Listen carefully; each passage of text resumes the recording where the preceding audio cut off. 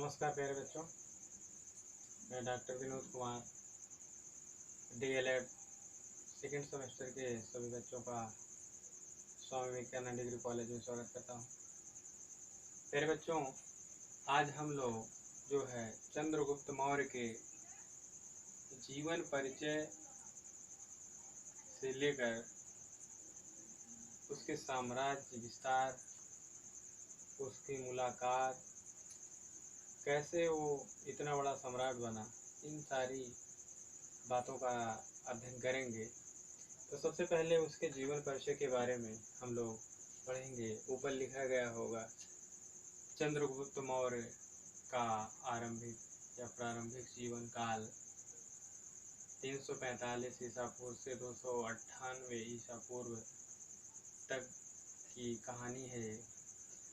चंद्रगुप्त मौर्य के बारे में तमाम प्रकार के विद्वानों में, इतिहासकारों में भ्रांतियां हैं। कोई निश्चित तौर पे उसका जो है क्लियरेंस नहीं हो पाता है कि किस वंश का उसके माँ बाप कौन थे। तमाम प्रकार के विद्वानों ने अपने अपने हिसाब से अलग अलग अनुमान या सिद्धांत के आधार या खोज के प्रमाण के आधार पे बताने का जो प्रयास किया है, उन्हीं तथ्यों के हम ध्यान में रख के बातें करेंगे। कुछ विद्वानों ने माना कि चंद्रगुप्त मौर्य नंद वंश के ही राजकुमारों की राजकुमारी, शूद्र राजकुमारी मुरा नाम की रानी से पैदा हुआ।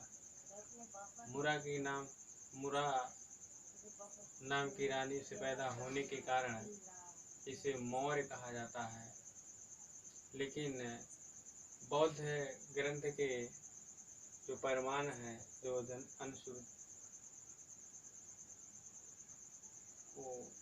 लोगों में जो बौद्ध धर्म के हिसाब से विश्लेषण मिलता है, उसमें बताया गया है कि जैसा कि हमने पिछले दिनों आपको बताया था कि एक मोर पालने वाले जातियां भी हुआ करती थी। तो यहाँ बताया गया है कि मौर्य वंशी क्षत्रि से चंद्रगुप्त का जन्म हुआ है, इसलिए इसे मौर्य होने के नाते मौर्य कहा जाता है। इस प्रकार चाणक्य ने भी अपने अर्थशास्त्र ग्रंथ में इसे विशाल और कुलीन जैसे शब्दों का भी प्रयोग किया है। तो इस प्रकार से ये माना जाता है कि चंद्रगुप्त मौर्य एक शूद्र राजा था और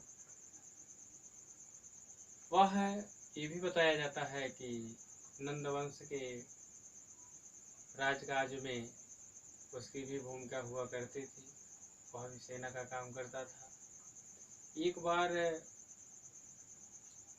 ऐसा हुआ कि राजा से कोई अनबन हुआ और राजा ने उसे अपने राज्य से निकाल दिया।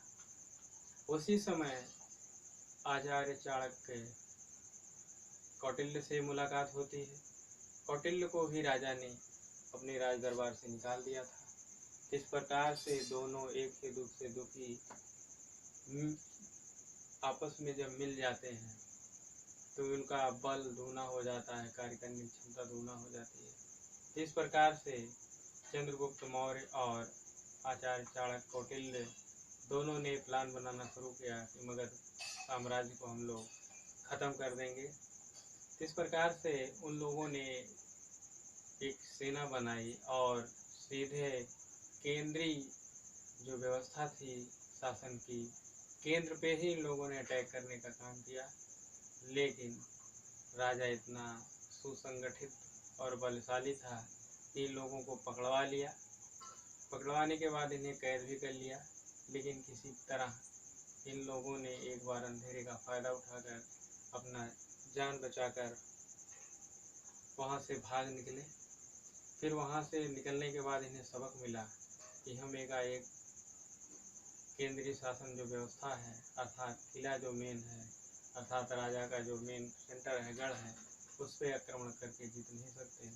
इसलिए इन लोगों ने प्लानिंग किया कि हम लोग इसके अगल बगल के जो छोटे छोटे टुकड़े हैं, इनको जीत करके ही हम उसको जीत सकते हैं।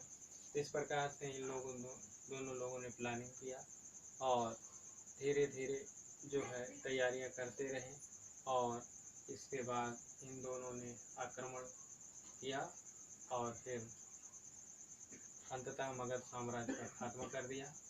ऐसा ये मिलता है कि दोनों लोगों ने जो है मगध साम्राज्य में ही अपनी सेवाएं दी, लेकिन राजा इन लोगों से असंतुष्ट होकर इन्हें निकाल दिया था। फिर उसके बाद उत्तरापथ में सिकंदर की भेंट है। उस समय सिकंदर महान जिसे कहा जाता है, अलेक्जेंडर, वो भी हमारे देश में आया और जैसा कि बताया जाता है झेलम नदी पर पोरस से उसका युद्ध हुआ और पोरस उससे अंत में हार गया था।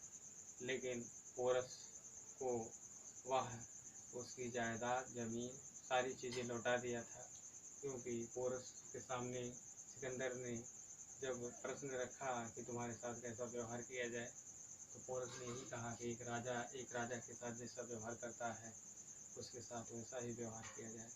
इस प्रकार सिकंदर वहीं से फिर उसकी सेनाएं भी आगे बढ़ने का काम नहीं करती हैं, क्योंकि चंद्रगुप्त मौर्य उस समय अपने साम्राज्य को बढ़ा चुका था।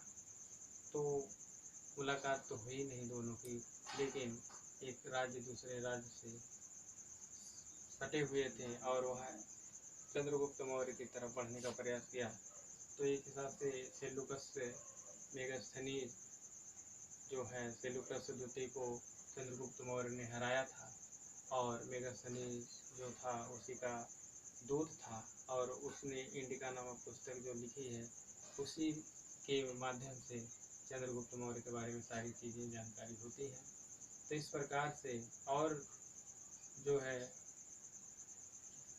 यूनानी लेखकों ने चंद्रगुप्त मौर्य के बारे में लिखा है कि ये दोनों यूनानी लेखक अर्थात चंद्रगुप्त मौर्य और सिकंदर दोनों की भेंट हुई थी, लेकिन दोनों के भेंट में कोई लड़ाई नहीं हुई, कोई ऐसी बातें नहीं हुई, सिकंदर फिर वापस चला गया, ऐसी भी बातें मिलती हैं।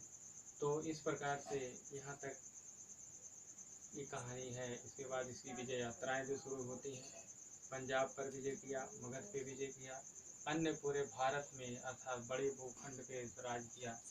तो आज हम यहीं ये क्लास समाप्त करते हैं, फिर अगली क्लास में मिलेंगे। तब तक के लिए नमस्कार।